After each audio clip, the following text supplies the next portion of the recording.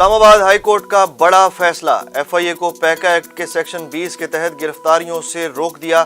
صدارتی آرڈیننس کے ذریعے ترمیم کے خلاف درخواست پر اٹارنی جنرل سے کل جواب طلب۔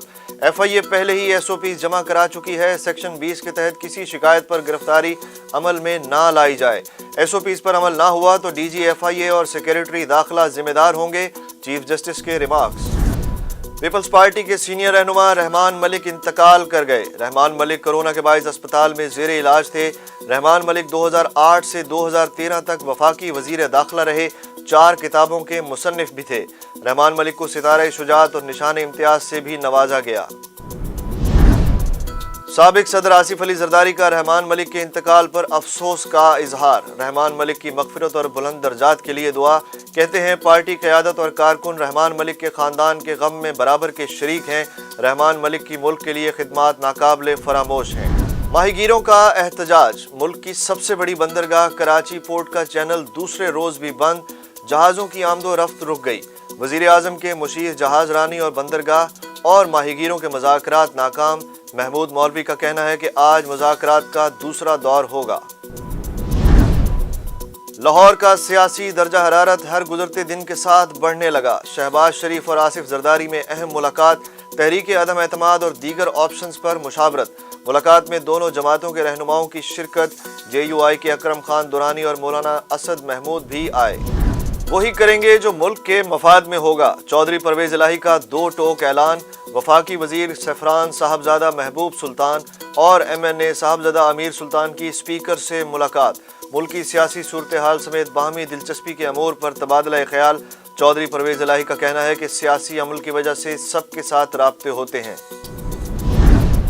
شیخ رشید نے عمران خان کو جہانگیر ترین سے رابطے کا مشورہ دے دیا۔ بولے نون لیگ 14 سال بعد کاف لیگ سے مل سکتی ہے تو عمران خان اور جہانگیر ترین تو پرانے ساتھی ہیں، اپوزیشن عدم اعتماد کا ووٹ لا کر بھی پھنسے گی۔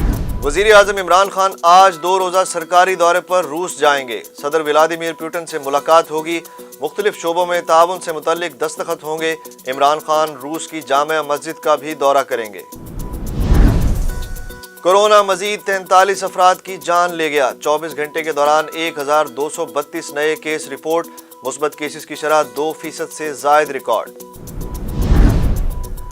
سینئر صحافی اطہر متین کے قاتل خضدار سے گرفتار۔ عابد نامی شخص خواتین کے کپڑے پہن کر فرار ہو رہا تھا، ملزم کو سول کالونی سے گرفتار کر لیا گیا۔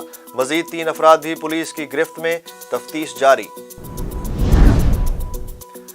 پی ایس ایل 7 کا پلے آف مرحلہ آج سے شروع ہوگا۔ ملتان سلطانز اور لاہور قلندرز کا بڑا ٹاکرا، جیتنے والی ٹیم فائنل کا ٹکٹ کٹا لے گی، ہارنے والی کے پاس ایک اور لائف لائن ہوگی۔ کل پہلے ایلیمینیٹر میں پشاور زلمی اور اسلام آباد یونائیٹڈ میں جوڑ پڑے گا۔ روس اور امریکی وزیر خارجہ میں طے شدہ ملاقات منسوخ۔ امریکی وزیر خارجہ اینٹونی بلنکن کہتے ہیں یوکرین پر روس کے حملے کے بعد ملاقات کی کوئی وقت نہیں۔